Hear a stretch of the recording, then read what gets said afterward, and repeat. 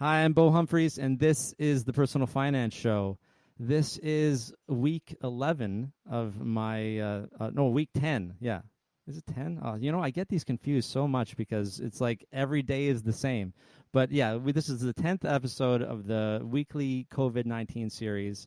I've done 100 episodes of my podcast in regular form, sort of telling people's personal finance stories, and then I took a break to be a full-time dad for a little bit, and then I became a insolvency counselor in Canada, and so I didn't have a lot of time for podcasting anymore. But this pandemic, it didn't give me more time, but it made it more important for me to at least try to get some episodes in to talk about this, to talk about people around the world. It's more important, and I have this platform here, and so why not use it to connect with people I know around the world? I'm happy to have my friend Eric from Singapore. We last saw each other in Sydney, Australia, when I happened to be there. My wife had a placement for medical school, and Eric travels a lot for work, and so he was there, and so we had breakfast, and that was really nice to reconnect. Eric, thanks for coming on the show. No problem. Thank you for having me. Well, it's, I thought about you because, number one, we used to work in finance together at MLSE, Maple Leaf Sports and Entertainment, a long time ago. So I know you have an awareness of finances in terms of, how the world works. And also just, being in Asia, you have a very different perspective about, because like we're, of course, as you know, being from all over, the North America has a very North America centric view of everything, right? It's like everything's about us, right? Especially the U.S., right? So it's just nice to get your perspective as, kind of international. You lived in Canada for a long time, right? How long did you live in Canada for? Very good question. I need to do some math. Let me think. Almost, I think 25 years. Yeah. Yeah, 25 years almost. Yeah, yeah. Born in Melbourne? Yeah, I was Is that born in right? Melbourne. Yeah, and then grew up Yeah. in Hong Kong or in Asia. Yeah, Yeah. and Okay. then Yeah. moved to Toronto when I was 15, and Yeah. then yeah, And spent then you got an opportunity to when you left MLSC to take a job in Singapore. Was that right, or was it uh, somewhere else before? It was somewhere else before. I Okay. joined, I moved from MLSE in finance or in special projects to software, and we got Yeah. moved to Macau, actually, of all places, Oh yeah, for a Macau. couple Yeah. years. And basically, the software company I worked for had projects with the casinos and all that in Macau. So we It's a were, big casino town, right? Yeah. Lots of so casinos. lots of them. And we opened up a number of the American casinos there, and then moved down to Singapore about 3 years after that, and then lived in Singapore for 2, 3 years, and then back to Toronto for a couple of years, and now back to Singapore for the last, I think it's been 5, 6 years now. Yeah. Yeah. Wow. So yeah. So you've been all over. So Macau is in China, right? Is it? Uh, It's not. it's Is it like Hong? Is it like Hong Kong? Is it it's a special independent? zone like Hong Kong. Yeah, Yeah. yeah, Okay. yeah. But I mean, but is the government similar? Like, would you have been regulated in a similar way? Uh, It's it's a little bit more open I guess the casinos. That makes sense. China. Yeah. Yeah, the only place in China that has casinos legally. Interesting. So yeah, so Well, it's like we don't have to get into the history of Macau, but it was originally that was the port, like the not it's not a port, but it was like the entryway into China, right? Like where people would go and trade. They would allow. I'm thinking like thousands of years ago, they would allow foreigners in, yeah. right? Well, it was a Portuguese colony. So Hong Kong Yeah, was yeah, a British colony, and then Macau was a Portuguese colony. So yeah, fascinating. so it was like a trade port for the Portuguese. Yeah. Yeah, yeah. So we can get into that history. I took the history of business in university in terms of the spice trade from like the Oh year yeah. 1200 to 1550. Fascinating stuff. We tried. I was in Indonesia in 2015, and or 20 was it 16? Oh wow! See, my all my years are mixed up. It's like a big fog right now, right? Like But we tried to make it to Spice Islands, but it's like 2 weeks like to get there on a boat or something, and then you got to take a little plane to get. Indonesia is huge when it comes to the little islands, right? It So it's is. hard to get to specific places. So we just our first time we stuck to the big, we stuck to Java and a little bit of Bali and some Yeah. little ones off of Bali. But yeah, it'd be nice to just do that as a like kind of bucket list something in the future, right? But okay, so people will have an idea of where you've been and that travel is basically your life, right? I mean, a lot you travel for business still frequently. Not right now. Everything is Not shut right now, down. but but recently, like how often would you Yeah. travel in a year, like typically before Um, this? I travel almost, I would say 80-90% of the time on a weekly basis, Yeah, throughout Asia. Like I cover a region, Asia Pacific, so north to like China, south to Australia. So yeah. pretty much every week I'm on an airplane almost. Yeah. So this would be your regular. You're used to being in airports every week, and so okay. So this would have started. We were talking a little bit before the show started. That of course the pandemic for you started earlier. So are we saying like February, that kind of thing? Is that Well, it all started, we all got like kind of, we knew something was going on back in like, I would say in January, like yeah, like, yeah. and I mean, like before the Chinese New Year, which was end of January. And Okay, yeah, so, it wasn't as bad as like, or as we didn't know as much as we know right now, but sure. everyone knew like something was going on in China at that time, Yeah. and we all knew like in China, like things got shut down like pretty much quite soon after like Chinese New Year. Yeah. Yeah. So So so you started hearing about it, and then how did that? So you would have been still traveling all over the place.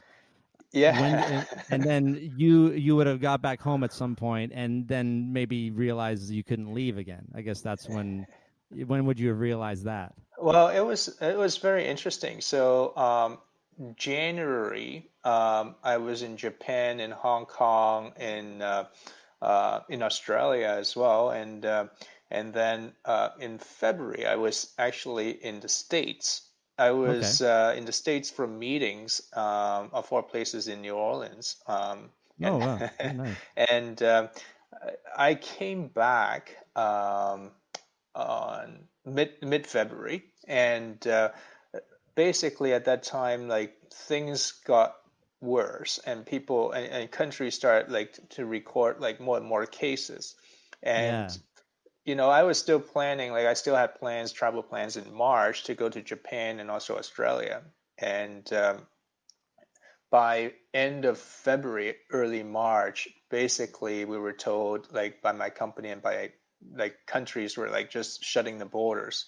So So we were told cancel like trips. if you're out, basically you can't get back in. You're like so yeah, So they so made that call. everything was Yeah. canceled like in March. So I was like I stopped traveling mid-February. Like my US trip was my last trip out. Okay. Yeah. Okay. Yeah. Wow. So because of course, yeah, they have to look into the future and say, wait, is this going to change? And yeah, they wouldn't want to send you out and not be able to get you back, which has happened to some people. I don't know if anybody you know. Do you I have? know Yeah. someone who's, well, he is a consultant, not with my Sure. company, but he's been stuck in Grenada Oh for, wow. yeah, for like the last few months because he can't get back into Singapore. Seriously. Yeah, Oh wow. yeah. Like okay. And what's the situation? Like, does he have a family to get back to or anything? Like, is Yeah, there? his family is here, but his Yeah. project was in Grenada, and basically right now, like it's just like impossible to find flights out of certain countries, right? Sure. And to have the connections and everything to come, like fly across the Pacific, it's not that easy. I mean, Wow. from an airline perspective, like Singapore Airlines, Cathay Pacific, they're all saying like they're flying at 4% of their capacity. but So they're yeah. still flying for. Do you know what for what reasons? They're because they're flying to They're places still where they can go. they're still very very like little like there's like people can still fly into Yeah, Singapore, but they have to go through like 2 weeks of quarantine and sure. all these different rules, right? So there are still people who still need to get somewhere, but Yeah, I guess unless like so. you have to, like you won't go and put yourself in a quarantine somewhere for 2 weeks. Yeah, because you have to. Yeah, right. And that's the price you pay, right? So you didn't Yeah. have to do any of that because you were able to figure this out ahead of time. You didn't have to do any kind of quarantine. No, no. Basically, I figured like because we have my son is only he's 6 years old and he's going Yeah, yeah. to kindergarten, and my worry is like if I had gone out, if I had contracted COVID or Yes. COVID-19, Yeah. then like if I come back and he's in the house, then all of a sudden like the whole school gets impacted, right? So like Exactly. the impact is huge. So I decided like I just canceled everything, and right now with video conferencing is people are getting more used to it, although like the culture in certain countries are still like face to face is better, Okay. and certain Yeah. things are is still face to face is better, but like now like people are getting more used to video They conferencing. they understand, right? I mean, the alternative is no better. Yeah. The value of having face to face is overridden by the chance of infection, Right. and people are getting that, right? But Exactly. yeah, you brought up a good point. Like the specifically someone like you who travels around the world, is that the person who would be the carrier, right? Well, Like very likely person, right? Like like for example, let's take New Zealand, right? They shut hmm off everybody coming in, nobody's coming in and out. Now they have no cases and no deaths or anything, right? right. They're done, right? And so that's because they were able to prevent it from coming from anywhere else. But yeah, because you've been exposed to so many different places, like me, I have not been outside of my community, and a lot that's a majority of people spend time in the community, right? Right. It's not that common to travel, especially weekly, right? hmm Yeah. So you made a good call, right? You knew like if you were the one to bring it back to your son, and then yeah, right? Yeah. Your son, right? Yeah. My Yeah, son. Yeah. yeah, Yeah. yeah. And so yeah, I mean, I'm not saying like you're you're at risk or anything. I'm just saying that's the type of person, the traveler, right? Yeah. Yeah, That's it's like it can be anyone now. It's like, they've done a lot of testing, and even if you tested like negative today, tomorrow you can be positive. that's So, right. Yeah. you So know, yeah, so do you have any line on when you might even be able to go out again? Are they talking about that? they Like, are talking a little bit. Like, I mean, there are certain countries that are trying to create what they call like a bubble in terms of yeah, like, people can travel, at least like business travelers can travel to different countries. I don't know how really? they can guarantee that, people are not carriers, to be Yeah, that's a honest. good point. Yeah, how Um, could they? but yeah, they're starting to talk about, like, I know between Australia and New Zealand, they're talking about that bubble. Sure, And that's sure. gonna, I think they're planning to have that open in July. Okay. But I don't see anything like for someone like me, like I need to travel for business, but like it's not like someone would die over it, right? It's So, not essential. Yeah, yeah. so I mean, for me, like, yeah, I can go see my clients and see my teams in different places, but at the same time, like, you know, I can do it over video conferencing. So, it depends on like when, like, I think it'll probably be like September-ish before like things start Okay. to really get back into a little bit of normal. Well, the way I see, like, say a role like yours, which is, previously you would have to go places to, again, manage teams, and it's more effective that way. I feel like something would probably have to go wrong to force you to have to go now, right? Like, if everything's working fine over video conference, then what would be the urgency, right? Right. Well, there are certain things that still like, a face-to-face like negotiation, stuff like that, like, Sure. it Yeah. would be better face-to-face. Obviously you can't like socialize with your clients over video conferencing. Yeah, there's that. So that is a big Yeah, part of the business too. You're yeah, right. so Yeah. like especially I'm in the hospitality sector, Yes. so that is a part of the business. So yeah. Because that's what the business is socializing and hospitality. So of course negotiation would be expected to be done that way as well. Right, It like makes so much sense. so Yeah. yeah. But right now, like I mean, the industry has been pretty much devastated by COVID-19. Yeah. So yeah, so it's been I would say for our clients and for us too, it's been a tough like I would say 2-3 months so far. Yeah. So I know here one of the first things they shut down was the casinos. I mean, we have I think Casino Rama's around here and a bunch of hmm other smaller ones, right?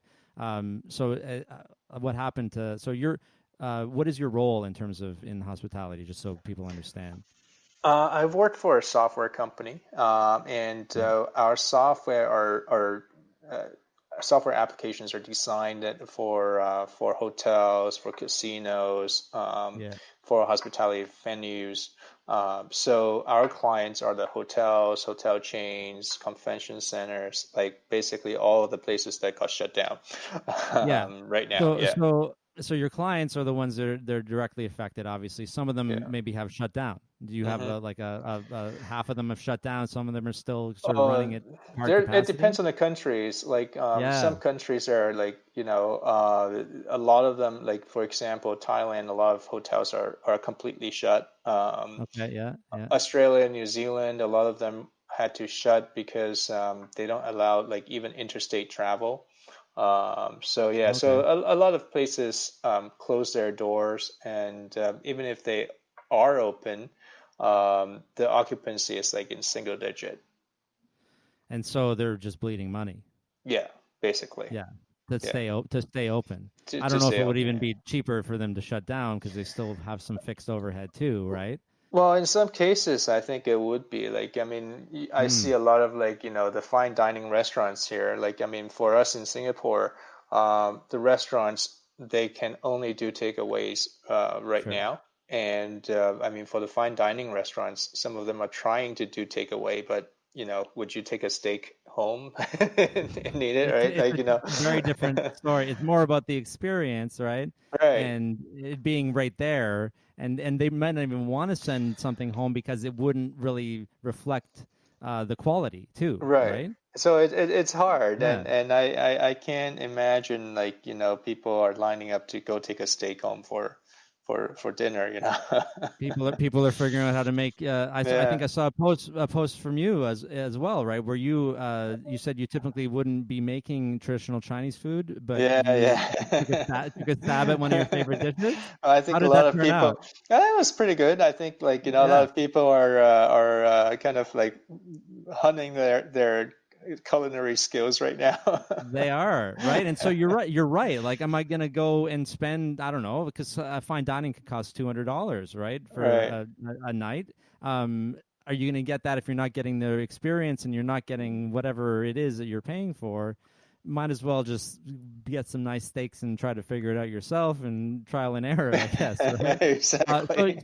so you're right. It's like a lot of these places are just shutting down, and so I from a software perspective, on in the long term, or like from a macro perspective, it may be easier for your company to pivot to another sector, for example, if that was necessary. But the companies themselves that you have as clients, they can't pivot. That is what they are, right? How they Well, can't, or could they? I think if you take a long view, right? If you take a Yeah, long-term view on this whole thing, we're gonna get over it. sure, And sure.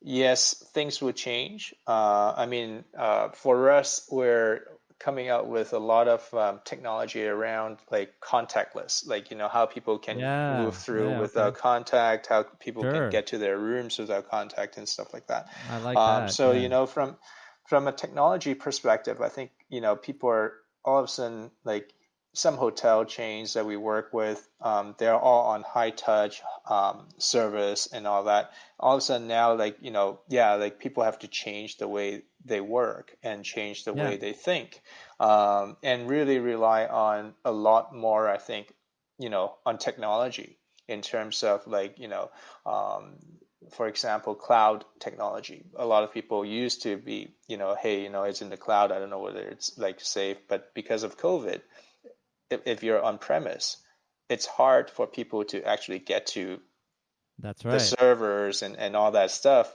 and hard to manage all the computers and all that stuff.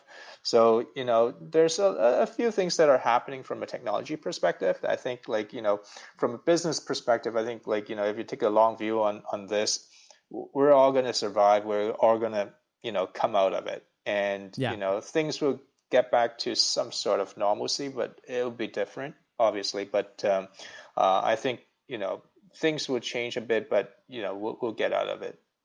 Just Uh, to step into the money side of it a little bit, mhm. from a business perspective, and this could relate to individuals as well, because it seems like individuals and businesses that were highly leveraged are the ones that are in a lot of trouble right now. Like if you had a primary residence and then you took a home equity line of credit out for 100,000 or 200 or whatever it was, to then use that as a deposit on your second property that you're renting out an Airbnb, Yeah, you are in a big problem right now, right? Because so you don't have the Airbnb, so you can't pay that mortgage. So now you can't pay your home equity line of credit, which is formerly known as a second mortgage, right, on your house. yeah. Let alone maybe your first mortgage because you lost your job. What so like, do you think it's going to change behaviors in business and others, like taking less risk? Do you feel like risk is going to be affected overall by I this? think, like, if you look at history, like, if you look at the subprime mortgage issue that we all experienced how many years ago? 12 years ago, Yeah, right? yeah, exactly. And like, I mean, like that whole thing blew up is because a lot of people over leverage. That's And, right. Yeah, I was an accountant by training, so I always take a more conservative view that's right. Yeah, yeah. We're just on how to manage money. So, yeah, anytime when you leverage a lot, it's usually not a good thing in the long run, I would say. Yeah. yeah. Right. I mean, it's well, it's gambling, right? Well, Long term, right? You have to be able to use money that you can afford to lose. That's really exactly. what it comes down to, right? So big corps, like the ones that work for you, for example, they have lots of working capital, I'm sure, right? To work with, and they could probably raise more capital too, right? Well, Um, some of them I would say, like, it depends on the companies and how they work. Like some yeah, companies I would say are better than others. Like you see, like, I mean, we hear, like, some of our clients are laying off people, like, yeah. all the way till like September, October now. So Okay. it's again, it all depends on the companies, and if this thing drags on for, let's say 6 months, 8 months, like it would do a lot of damage to a lot of companies. So the ones that survive are going to be the ones that are able to adapt, like to sort of keep a baseline while all this is happening, or maybe just shut down and hibernate while this Yeah, is happening, yeah, and maybe work on what the new normal will be, and then be able to adapt to that. But I think it's really people who can afford it. That's yeah. what it seems like, or can. Well, All right. in times like this, cash is always king, right? Yeah, that's what it seems like. So Yeah. do you, speaking of which, do you know, so like, how are you doing financially? Are you surviving? Are you good? Are you still getting paid and working and everything? I'm knock on wood, I'm still working, and Yeah. yeah, I mean, business wise been like slow. Yeah, Obviously, it's a lot of our clients are not talking about new projects. Probably, like, of I mean, we're course. still seeing Yeah. some recovery, some signs of recovery. Let me put it that way. It's in Okay. China, some signs of recovery in Australia, Sure. but it's still like, when you talk about like a capital project or anything like that, people don't want to fork out the cash at this particular moment. right? Because Being very cash is very king. Like, I conservative mean, right yeah, now. people want Yeah, to hold conserve on to the cash. cash. Yeah, Yeah, exactly. yeah, Whether it's company, whether it's individuals. yeah. So, I mean, I think it would take a little bit of time when people have a little bit more confidence. I think governments are trying to throw some weight behind that. Like there's a lot of subsidies, whether to individuals, to companies, in a number of countries around here, to help people really get back on. So Yeah, hopefully, yeah.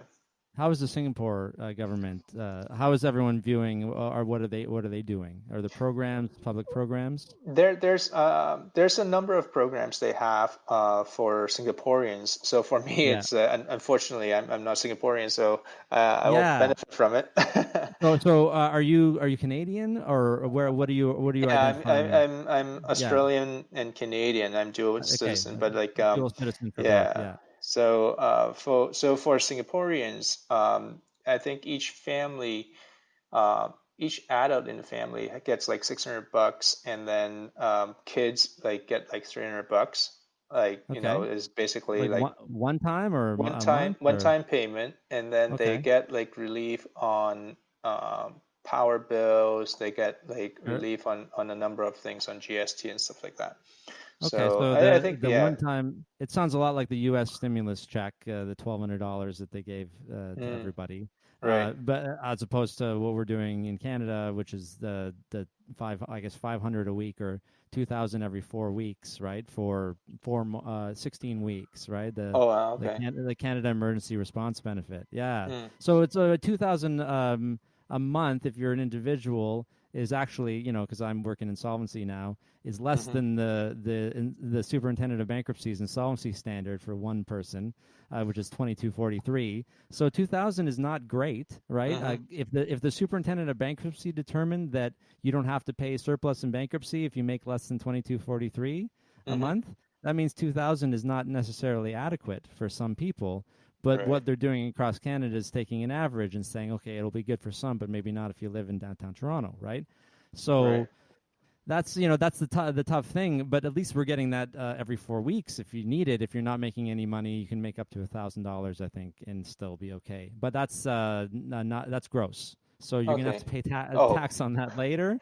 They'll give you the of gross course. now, Yeah, so yeah. but you can pay tax later. Yeah. So I mean that doesn't seem so far off, from what Singaporeans are getting. But that's just one time. So it's just to sort of help them. What? Like, I mean, I don't know what the goal is there. You hearing any Yeah, chatter about that? What the point is, I to think, help them pay bills? well, I think it's to help them pay bills, but I think like the government will probably look at it like it'll go a certain number of months, and then they'll Okay. reassess, and then have Yeah. probably another package, or another stimulus package coming out. Like, yeah. So I mean, the thing is, like, it seems like things are slowly getting back to normal, and I think, if it drags on like for too long, I'm sure like they'll do something else. Yeah. I mean, a lot of people, the only exposure they have to Singapore is Crazy Rich Asians, right? Right. So, like, I mean, give us a little bit of a lowdown on Singapore. Is it that's not so like one-sided? I'm sure there's a lot of different levels of income and classes and stuff, right? It's I would say it's almost a dichotomy. Like, you see people who are very, very wealthy. Like, I It's mean, like the that, eh? movie is not too Extreme far-fetched. wealth. Okay, yeah. It's reality Yeah, in a way, right? Yeah. in some ways, yes. And then, like, you see, because they don't have a social network or safety net. So Oh, it's I see. like there's no like CPP, there's no like, Really? social So benefits. retirement or like anything like that? Okay, Yeah, so interesting. like, you see a lot of older folks still working, or still trying to Yeah. do Okay. work and make a living, which is kind of sad to see. Like, I mean, in Canada, we're all used to, hey, by 65 you retire, or you have a pension somewhere, RSP and all that would kick Yeah. in. Like here, like there's not so much of that. So like, the working Oh. class, like you don't like, yeah, by like you see a lot of like people who are elderly still working. Yeah. If they don't like, would a lot of them move in with their families if they had families? Is that the idea? You take care of You're Um, elderly the if housing, you're a Singaporean. well, the housing for Singaporeans, the government actually takes care of the housing pretty well. They have Okay. these what they call HDBs, which are public government built housing, and all Singaporeans are entitled to buy, I think, one unit or something like that, and Okay. it's like a lower cost condo basically. The facilities is not so much, but it gives you Yeah. like four walls and a roof, right? That's And what. Yeah. and Exactly. it's usually a fraction of what people pay for a condo here. So they can have a basic job, whatever they Yeah, might be so doing they can in. afford a housing. Like yeah. Okay, so it's yeah. I mean, I don't know. Who knows what's better, right? I mean, every country has a different model, which is why I want to talk about stuff like this, right? In terms Hmm. of what they're doing to help. Um, you know, so has there been any sort of unrest or anything in Singapore like we're seeing in the U.S.? Like it's a nightmare in the U.S. right now. We were just I talking know. about that earlier. Well, unrest in Singapore, it will be squashed quite quickly. Yeah. And So how does yeah? There's a lot of strict rules and laws in Singapore. Yeah. there are, and the laws are quite severe as well. Mm. So, a lot of the times, like, there's a lot of fines. Like, people joke about Singapore being a fine city. So, there's a lot of Yeah. fines, different things Like they can chewing find. gum or something like that, Well, chewing or gum is allowed, throwing gum actually. on the ground, Right, throwing it on the throwing ground. gum on the ground is not a good thing. So, there's a lot of things like I mean, they had a number of people who are here on work permit on work visas, and they Yeah. didn't abide by their state because they have these stay home orders where you have to stay home for 14 days when you come back Yep. from another country, For and they sure. didn't, and they basically deported them uh, Because and how are they because. monitoring?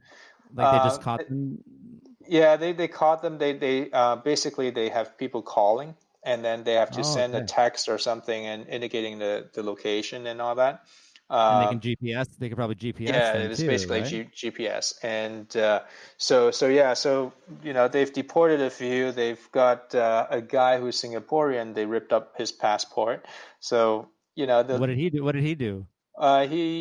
he also disobeyed the stay home order, That's and it. So yeah. you abide by this. Yeah. And tell me about so what about your rules right now? Like you're still on lockdown, yeah? We're still on lockdown. Things are getting relaxed this week, actually, but it's just slightly though. Schools are slowly getting back, so they're like basically they have to rotate students around. So 1 week will be at school, 1 week will be at home. Okay. But my like Interesting. that's a Singaporean system because like Singaporean schools, the local system because they follow the Australian calendar, so they have full Oh. year schooling. So my son goes to an American school, so his school is ending next week anyways. He's on summer vacation. Oh, yeah. So are you Uh, gonna bother putting him back in the last week?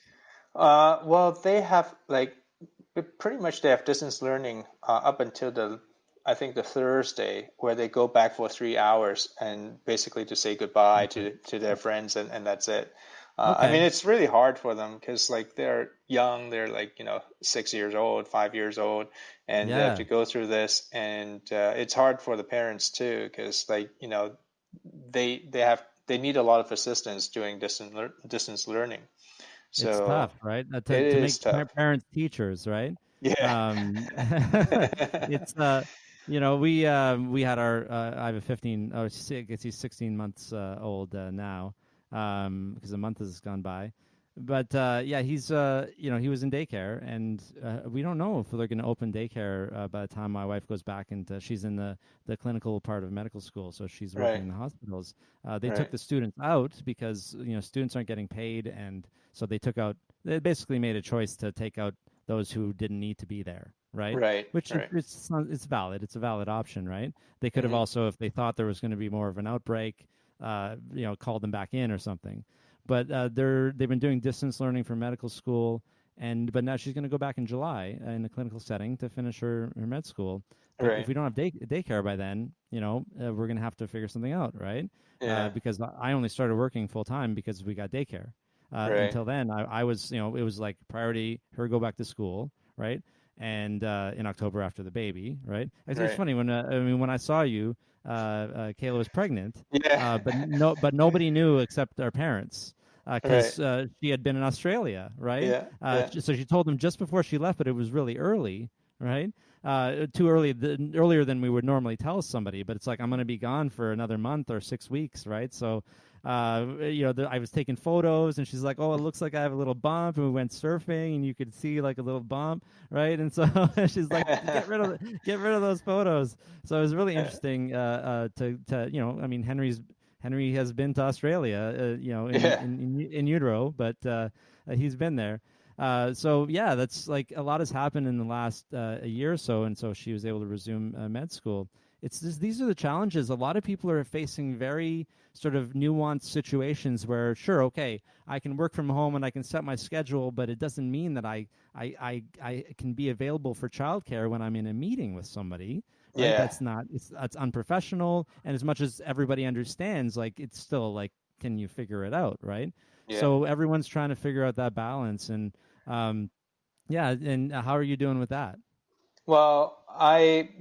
My wife luckily like runs her own business and she has a lot more flexibility. Like I pretty much like I still work like, the normal hours and Yeah, all whatever that. your hours were, yeah. Yeah. But I mean, there are times like, of course, like, they're kids and they'll stick their head in like, during Yeah, conference calls and whatnot. that's And right. right now, I think people are a little bit more lenient and Yeah, forgiving on that. Like, I mean, but understanding, right? yeah, I mean, that's the way it is, and maybe hopefully people will be more understanding going forward. And I mean, it's Again, hard. Like like you said, it's really hard to find a balance, especially when you yeah, have both parents working.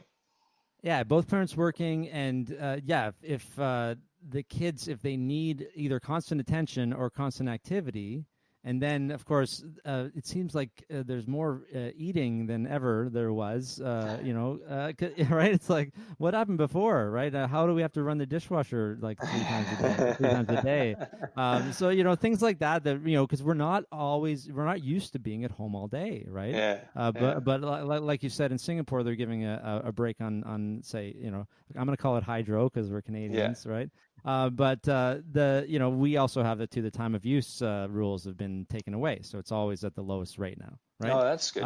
Yeah, it's an Ontario thing. I don't know if it's across the board, but Mm. so they decided to keep that way, which is good because yeah, we're not going to wait until 5 o'clock to do the thing Yeah. because people are at home all day. We got to run, so give us a little break. That's kind of nice. A little bit of a subsidy there, I guess, right? Right. And they gave a double up on the HST, GST credit, things like that, and a little more child tax benefit to extra $300 per kid, just one time, just similar Right. to the benefits you were talking about. Some one-time benefits for seniors, maybe things like that. Like they're just throwing out all these new ideas, right, as they go. However they feel they can help. A lot of Yeah. people are still falling through the cracks, though, as usual, right? Not everybody's fitting into these categories. If you make $1,200 a month, you can't apply for the benefit, right?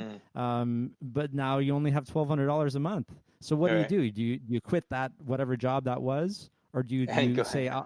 right? Like what? It's like it's really hard to make these choices. So a lot of people are just trying to survive, and we're those of us who have jobs and are able to work and have savings. I'd like to acknowledge the privilege there. We're very very lucky, Yeah. right, to Yeah. be in that situation. And let's hope that this thing will be over hopefully very soon, and things will kind of go back to a new normal or go back to as close as normal as we can, right? Yeah, it's good. I think that's a good way to say it. Is close to normal. I think we're Yeah. you figure out how to pivot if you have to. If you're in an industry that's not coming back, it might be a while before people can get tattoos, or maybe they're going to be have really different new technology for tattoos. Maybe it's going to be lasers instead, right? And you're just sitting on the other side and you're a computer tattoo Yeah. artist, right? Like these kinds of pivots are the things that I think about. Like you said, right? Everything's going to turn contactless. Anybody who's been resisting in your industry is not going to resist now because they really don't have much of a choice. Yeah. And that's so anybody somebody mentioned to me in a couple episodes ago about how if people wanted to work from home but they weren't able to convince their boss of giving them a trial to see if it would be effective. Well, this is the trial. This is Yeah. it. Yeah. So now they can make a case for, okay, now I want to work from home all the time or work from home some of the time. So there's a lot of it's just everything's changing, but it doesn't all have to be for the negative. And it's good to have that optimism. Yeah, let's hope it all comes back. But Yep. thanks for talking to me about all this today. I Hey, really thanks for having enjoyed me. the conversation. Right, it's really good. I always try to have people on that I've had conversations with before, so I know that they can talk about things, right? Because otherwise it's just like if there was like dead air on the other side, it'd be tough. So I'm glad that I remembered correctly that we had a good conversation in Australia, and of course years ago when we worked together as well. But so Hey, yeah, I mean, thanks so much, and take care of your family and yourself in Singapore. Okay, thank you. You too. And good to see you. Let me know when you come out again. I will. I hope that I can, and we will. I would like to come to Singapore for sure. But Okay. anywhere where you are, I'll let you know in that area of town. Next week, I don't. Yeah, actually, I do know who's next. Who is on next week? My friend Kara Perez. She is in Austin, Texas, and she just put on this fantastic online financial feminist summit, and it was great. And she is an events person. Her whole life is events. And so you can imagine how this pandemic has affected her, but she pivoted and did this online conference, and it was great. And so we're going to talk about how that went and how people who are used to working in live events, how are they going to adapt to this, and what you can do, what you can like. You don't necessarily have to pivot completely, but it's the concept of either sitting and waiting or doing something, and how to choose that. So until then, I'm Bo Humphreys. This is the Personal Finance Show. I'll see you next week.